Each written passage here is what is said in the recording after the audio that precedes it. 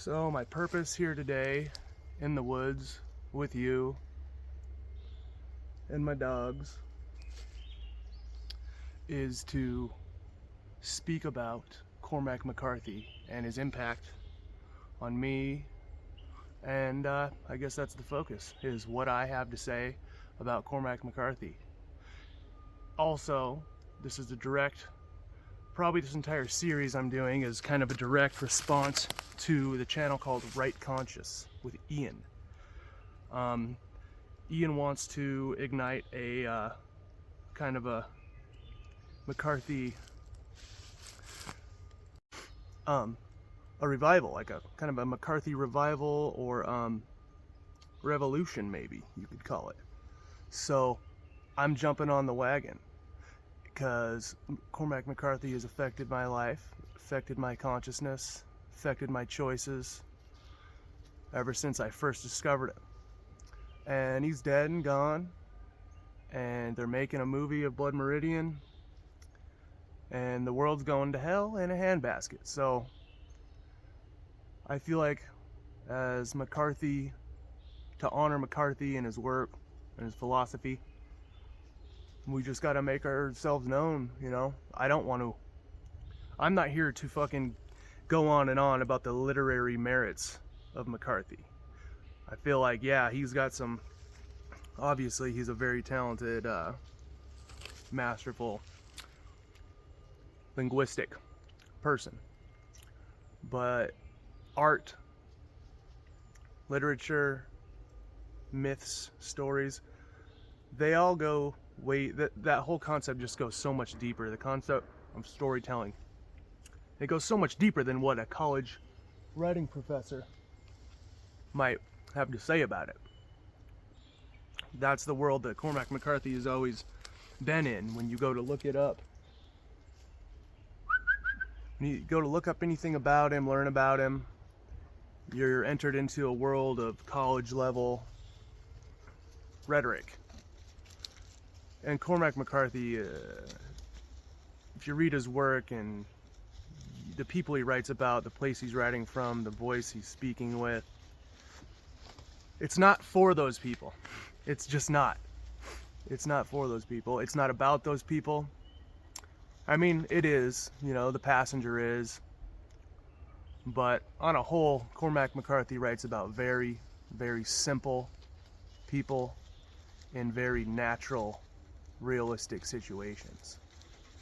And all I'm going to do is provide you with my Cormac philosophy and views and insights. With an author like Cormac Macarthy, any individual out there who reads his books and has something to say about him is going to be providing an insight that no one else can, because his writing is just that encompassing of the human spirit. Everyone can read it and take away something different. And or you can read it at different parts of in your life and take away something different. Cormac Macarthy writes, people have always said he writes as if he's the voice of God. I always kind of seen it as if he's the voice of nature. People always describe his writing as if he's writing from the perspective of God. How many other authors do they say that about? How many other authors can you say that about? Is it worth saying that about? You know, I don't know, because I'm not a big bookworm. I don't read a lot of classic literature. I'm not even in a reading phase in my life anymore. I still read Cormac Macarthy from time to time. If there's a book I want to read, I got to audiobook it because I'm busy. I got a busy life. If I want to read, I have to listen to it. And I don't think that's the same as reading it, but I mean, there's a reason I never really was into reading. It's hard for me. I have learning disabilities and whatnot. TBI when I was 16. which is actually a very interesting story. I'm sure you'd like to hear about my life and death scenario when reading The Crossing for the first time. I can go into that for you. Hope you're not offended that I'm not looking right into the camera all the time like Ian. I am not confident. But we're gonna work up to confidence because I got a lot of good stuff to share. And it's not really about whether or not I'm a good performer. It's about honoring the man and his art. And it's about just deep diving into all that stuff that he writes about by a totally normal layman person, not a literary person at all. You're not gonna get a literary, highly sophisticated rundown of Macarthy's work here on this channel. I'm just going to be telling you about how his work relates to me, relates to the world around me, the mirroring, similarities, the synchronicities. His writing is just so real. So real. So anyway, Ian, I want to say thank you, bro, for doing what you're doing. Sorry it's taken me this long to get around to making the video, getting going on this, and joining the Cormac Macarthy wagon train. Yeah, dude, I love your work. Your videos are amazing. Like, I just wish they were longer, man. I can't tell you how annoying it is when I see a video titled The Tarot and Blood Meridian and it's 5 minutes long. I know you have more to talk about on the topic of tarot and blood meridian. A video like that should be longer than 5 minutes. That's all I'm saying. But dude, what you're doing is amazing. I'm right here with you. It needs to be done. There's just been a lot of old douchebags and a lot of old collegey. Whoops, watch it. Watch out for that. A lot of just annoying old dickheads that talk about Macarthy. And so I feel like an entirely new generation, an entirely new sliver of the population needs to come out and let everyone know why Cormac Macarthy is the greatest author that ever lived, American at least. I wouldn't know. I don't read other authors. I don't read a big variety of authors and books. I live my life. I make art. I draw. I do things. I write music, whatnot. But I just got out of studying other people's art and shit a long time ago. It's something I want to make, not something I want to consume necessarily, unless it's worth my time.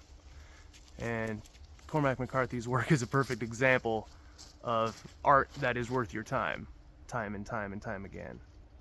So I got to figure out how to share this information and impart this information onto you guys so you can pick up his work for the first time with a healthy understanding of how you can use it and apply it to your own reality.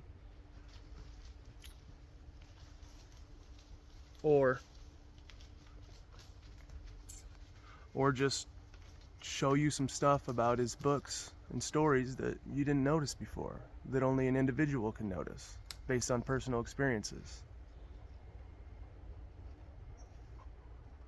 It's very interesting the effect that his writing has on your consciousness and your subconsciousness. And I'm going to hopefully share some anecdotal stories and situations that might reveal that to you.